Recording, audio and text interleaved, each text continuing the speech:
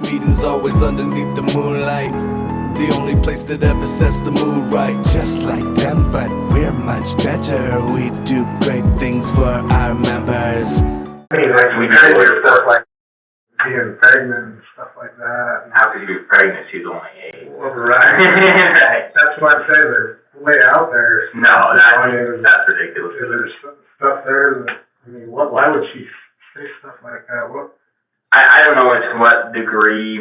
I should have a lawyer, but that's way off in left. Knights of the Crystal Blade, a cult that traded their own daughters to other cult members so they could become child brides. The daughters were only 7 and 8 and 4 years old. Come join me, Holly, at the Murder She Shed, and let's dive right into the story of this wicked cult. Hey, but if you want to hear rarely discussed true crime cases, then just make sure you hit the subscribe button and go check out my other videos on my channel. I also just started another channel called Strange She Shed, where I discuss mostly bizarre people from TikTok. So if you like a bit of the strange and weird, because I'm very strange and weird on that channel, then you should go check that out. Yeah, definitely. Also, I have the air conditioner running in my she shed today because it was almost 100 degrees here in Oklahoma. And me and Simon did not want to burn up. So here we are telling you a story with the air conditioner running. So hopefully it doesn't make too much noise in the background. One of the founders of the Knights of the Crystal Blade cult, Samuel Shaffer, was a sickly child who was born with a disease called central core myopathy. It is a muscle disease that causes severe muscle weakness. Samuel turned to reading and imagination for fulfillment and grew up with an outsider's group of friends, delving into fantasy role-playing games as an adolescent. He had a huge curiosity for religion at an early age and devoured books about different religions. He would also say at a young age he began having these visions. In the 10th grade, he stared into the green flame of a candle and was pulled into a vision of stars and planets without numbers. He shared his vision with his group of role-playing game friends who all shared similar strange experiences. They made a special club out of trying to reach new transcendent levels of consciousness. According to Sam, one of the leaders of the role-playing group attained such a level of consciousness that he asked for the group to gather all the dice in the house, and using them he cast all 6s repeatedly to the amazement of the rest. He also details how they teleported from school to the street where one of their friends lived and how they used magical artifacts to destroy a machine disguised as a cell tower, spreading a mist over their neighborhood in Provo, Utah, that was stupefying everyone into a zombie-like state of dullness. His interest in religion continued to grow, and he eventually ended up taking part in an LDS mission trip, and then began taking part in the LDS groups. He met his wife through an LDS dating website, and the two of them had 2 daughters together. Soon after this, Samuel claimed to have met a goat-head hermaphrodite that told him he needed to make a blood sacrifice spell. He told the beast he had to think about it, only to later say he was abducted by hitmen in a van who threw a bag over his head. These hitmen told him, "Say the spell and they will die. Say the spell and you will get glory." Samuel writes that he escaped the van by telling the hitman he was a Hindu, which totally confused them, and so they let him go. I don't know. This guy had a wild imagination, I guess. Dumped from the van, he walked home. Cradling his newborn daughter in his arms, he said, "I am done being a false prophet. I just want to be a dad." Samuel had personal struggles such as an addiction to alcohol and PORN. He would constantly read scriptures and debate with other individuals online about scriptures. Sam was able to get full custody of his daughter, 4 years old, after a divorce. Sam soon met a man named John Coltharp while debating religion online. The men met in the fall of 2016 when John reached out to Sam on Facebook, where they began discussing their beliefs, which were rather odd. Their beliefs began to not just focus on fundamentalism, but it seemed to trawl the depths of the internet. The men began to believe in Norse and Roman gods. They ascribed to the flat earth theory and then alternatively hollow earth conspiracy theories. They believed Hitler was a prophet, and Sam even believed adamantly that mountains were actually enormous petrified trees from a bygone era that had fallen over to create ranges. Their new strange beliefs eventually got the two men excommunicated from their LDS church in August of 2017. They soon espoused a belief in an imminent end of the world, a cataclysm they linked to a Muslim invasion, positioning themselves as divinely chosen warriors preparing for those end times. John had been a self-proclaimed doomsday prepper for a while before even meeting Sam. His feelings about that only increased after they got together. So basically, these two men just fed off each other. You know how when you have two people that come together that should not be together, that they just feed off each other and they become evil because one of them's feeding off the other. It just builds everything up till just pure evil levels. Well, that was these two men. Their strange beliefs led them to form the Knights of the Crystal Blade cult. John became the leader and Sam became the seer. In the past, Sam was the prophet, and there was some supposed revelation that essentially flip-flopped their role within the religion. Soon after, Samuel said he received a revelation from God that priests and patriarchs in the order could not marry women who had been defiled. A child bride was perfectly acceptable. John said that he was an Old Testament figure returned to earth to promote child marriage. In September 2017, John told his wife that he quit his job and was taking their children and moving in with his parents. The couple had 2 boys and 2 girls together. John's wife went to the authorities, but because they were not divorced, she was unable to get the children back. And the authorities said they couldn't do anything because they were still legally married. And so he had a right to the children. John had married his wife when she was only 16 too, so he definitely liked minors from the very beginning. Religion or not, he liked minors. He was basically just a predator. John's wife said John carried a pistol and had threatened to send a police officer or child care worker to the next life if they took away his children. Finally, it came time for John and Sam to marry each other's oldest daughters, who were only 7 and 8 at the time. The men then married their own 4-year-old daughters after they married each other's 7 and 8-year-old daughters. Their very own little bitty girls they married, their own daughters. So disturbing. Sam described the marriages in a journal. He wrote on December 3rd, 2016, John and I stood on either side of a campfire in his parents' backyard in the spring city of Utah. As John promised his daughter's hand in marriage to me and betrothed her to me, the campfire began turning green before my very eyes, just as that had happened in my green candle vision. John asked me what I was looking at and then said, "Do you see green fire?" with a smile. I said, "Do you see it too?" He shook his head and said the green candle had come to mind. I assure the reader that no pyrotechnics were employed by John, as I am very familiar with such things. Sam writes that he then gave his daughter to John, and the green flames subsided. After the marriage, Sam admitted that he examined the genitals of John's daughter and his new child bride to confirm if her hymen was still intact. Sam claimed it was not. They soon were able to recruit half a dozen members who were officially baptized. Members included a follower from Idaho who acquired the land for the Knights' actual compound in southern Utah. Another was Robert Rowe, who left California after he was promised a child bride in return for joining. The group recruited members from actual Facebook page focusing on the Church of Jesus Christ of Latter-day Saints. But they had a little extra to it because they have now banned polygamy. But John and Sam still believed in polygamy. Not only that you could marry children. So they recruited people that were like-minded like them. In other words, predators. Basically just predators, who they decided to recruit. Women who had previously been impure could join the order. But if they again committed adultery or whoredom, they would be stoned to death. Their revelations about marriage included rules that multiple men should be able to have with one woman if it is permitted by her husband. A man to whom a woman is sealed needed merely place his wife's hand in the hand of another, and she shall be submissive to him to whom she has been given. So basically, he could give his wife to his bud, his friends, anybody in the cult group, and she had to just go sleep with that person.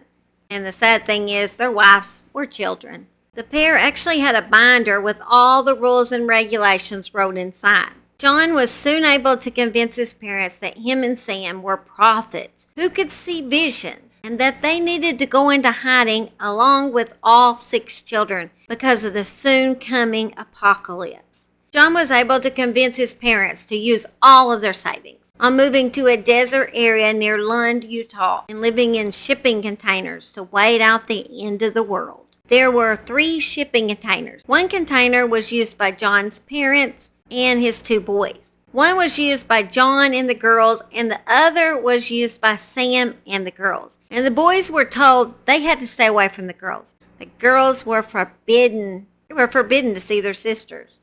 I don't know what they thought the little boys were going to do to their sisters. Maybe their jealousy was that bad. It's just crazy, messed up stuff. The men would often hike the rugged terrain with their daughters or spiritual wives, as they called them, and read scriptures at night. Other times, John would drive them into town, the van jostling across potholed dirt roads into civilization, while cranking techno music. Or other times, Sam would sing the theme song to the movie Zorro to his child bride. At night, these little girls would be terrified at the things that these sick men would do, not just to each other's daughters, but to their own. After about 3 months, John's wife was able to get a divorce from John, and then she got full custody of all 4 children. The officers then went to John's parents' home that they had recently moved out of, but they didn't know they had moved out. It was locked and no one appeared to be home, but John's sister actually had a key. The police were allowed into the residence by John's sister. Inside, they observed mattresses missing while the frames remained. Photos were missing, but the frames remained. Odd bits of furniture remained at the house, but was basically just empty. The medicine cabinet and clothes were missing. The food storage room, which was described by the daughter as very full, was also basically empty except for a few boxes.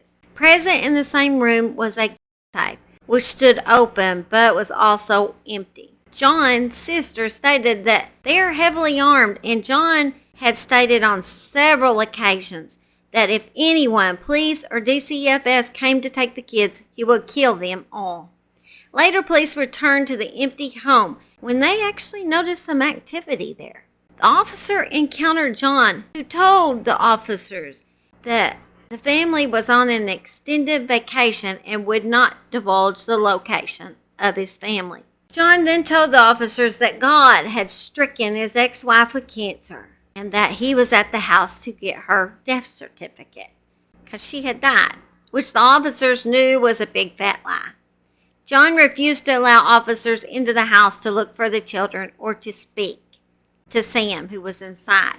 Meanwhile, officers were talking to John. Sam was sneaking the children at the back door in order to hide in the desert. Sam continually urged the children to be quiet and stay in the dark shadows and near the weeds as to avoid detection. Sam led the children to an old 1949 gasoline tanker in the desert and hid them in the cab of the old truck. It was December, and the temperature that night dropped below 32 degrees. John was arrested for kidnapping charges, but the officers could not locate Sam or the children. John's dad picked the children and Sam up and took them back to the compound, where Sam then fled again with the little girls. Following an intensive search and an Amber Alert, the police were able to find the compound where John's parents and his 2 sons were located. But Sam and the girls were nowhere to be found. They were able to get a search warrant for the shipping containers. Are you comfortable? Well, they found John kept records on his computer. 2 laptops, external drives, and thumb drives were seized. They also found evidence where John made comments that he would kill his son because he was possessed by an evil spirit, and that his son would then teach his mother the gospel in the spirit world. The officers also saw plans by John and Sam to abduct family members' children before the Muslim invasion and the end of the world. The police were contacted by a man who had seen Sam walking down the road. He kept an eye on Sam until the officers could get there. If you watch the video put out by Ewu, you will see the moment Sam was picked up by officers and his chilling words. Get the 4 kids, or What's that? the 2 girls that were in a barrel, wrapped up so they'd be warm. In a barrel? Yeah, it was in the back of the junkyard with the red storage bins. Where at? Back of the junkyard in the red storage bins. Couple of Here on the property? on the property behind. You know, it's a property that's back All the behind to junk's the at? right a little bit. It's got red containers on it. Red containers. What color's the barrel? Blue. It's a blue barrel. He's saying, "I'm gonna pick his stuff up from where we're at." I can't imagine it'd still be in it. I was Hey, so is this by the North Connex boxes? that junkyard, yeah. back in the junkyard. It's the back of the left of the junkyard. I doubt they're still in there. I just was scared. How far back? Maybe I'm a bad estimator distance, maybe 40 yards or something. The 2 youngest were being kept in a 50-gallon blue water barrels to hide them from authorities, where they had been for more than 24 hours in below freezing temperatures. Dramatic video put out by Ewu shows 2 of the girls being rescued. They were barefoot and wearing what looked like thin leggings. I left him in a blue barrel.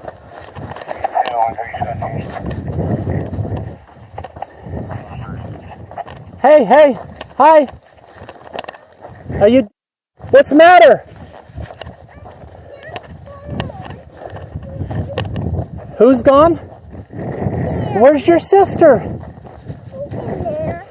What's her name? You're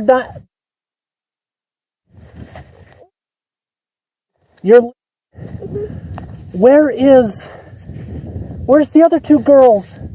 I'm doing the storage container. Which one? The red one. One of these? No. A storage container very far away. Cedar, one of you, over 15. here, sweetie? Is it that one? Who's in here? Correction, I need command. Is she okay? Are you doing okay in there? Okay, you want to come out here? Let's get you over to one of our trucks and get you warm, okay? Command, one of you, 15. That sound okay? Okay. I haven't got a radio, so cell phone's on. Okay, are you cold? We Command, I believe we have the 2 Shaffer daughters. We cannot locate the other. They were locked in a container. Hey, let's go to my truck so you can get warm. Let's get her out. Make sure it's okay.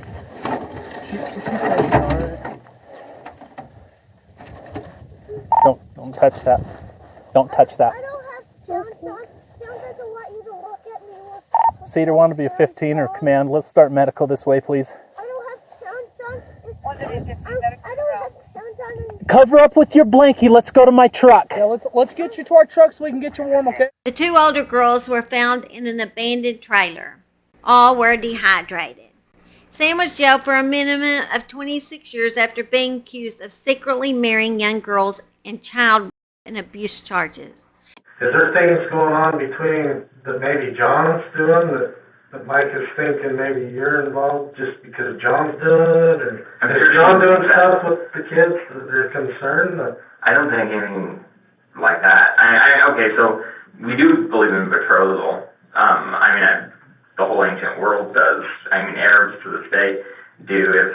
I'd say that when you get betrothed to somebody, I'll just say this, that you should start to be the one that's the spiritual teacher that takes care of them so that they look up to you, that they start to be attached to. I think that's true with any community. They're giving exams that there's going to be any sign of anything? I don't think so. One thing is, just from a medical standpoint, not doing anything down there, but you do check them when you make any kind of agreement, even in the Old Testament. I don't know why she does not have a hymen, but it's either genetic or it got broken somehow early on, but it was before John got her, just so you know that. When we very first made the agreement and we checked her, she didn't have one for some reason. So, and I don't know why. Who did that? Like in a doctor's office? No, I did it. They did it? Just because she's my daughter and I just checked quick. You know, I wasn't doing anything down there. I don't know if you have to be a doctor to do that legally or not, and hopefully I didn't just confess to something, but it was just for the reason of checking. How did you know about, not most guys know what, even what a hymen is, so. I never seen one before I checked my girls, but I looked it up online. I just did my research. It's pretty close up. It's fleshy. You could, I just looked on Wikipedia. How do you know when it is time to consummate your marriage? It really doesn't specify any revelation that I know about, but I do know that there's moral outlines that our society has. Right. I figured I'd cross that bridge when I came. But I won't say that I wouldn't have waited until at least 18. I'll be straight with you. Have you ever been clear out by Dana? Like as in not attracted to her? Yeah. There's, you know what I mean by you're aroused. Oh, right. Yeah. More. I mean, I understand attraction, but that's maybe part of being aroused. Obviously, when you look at someone you want to have a future marriage with, you think, oh, they look pretty. I don't know, is that illegal? John was sentenced to prison for at least 25 years, pleading guilty to sodomy and child bigamy charges. Third man, Robert Shane Rowe from California, who was given Sam's 4-year-old daughter for a spiritual bride, was arrested after learning he had also SI'd the little girl. His trial was delayed because of COVID and has been set for January of 2025. You know, with all three of these men, I just want to go back out in the desert and stick a huge cactus up their bum and see how they like that. And that would be just the beginning of what I'd want to do to them. Disgusting predator perverts. White Simon, disgusting. Disgusting people. I don't even know how there are such evil monsters in this world. And I hate when people compare these kind of people to animals. Oh, there's animals. Animals are more decent than that. That's just an insult, isn't it, baby? We know they're just pure monsters. Nothing animal about them. Anyway, I guess we'll let you go. I'm going to be gone all weekend, so I will see you when I get back next week. Gonna go have some fun at my parents' cabin. We're going to go four-wheeling and... Oh, not you! You're not going with me. I'm sorry.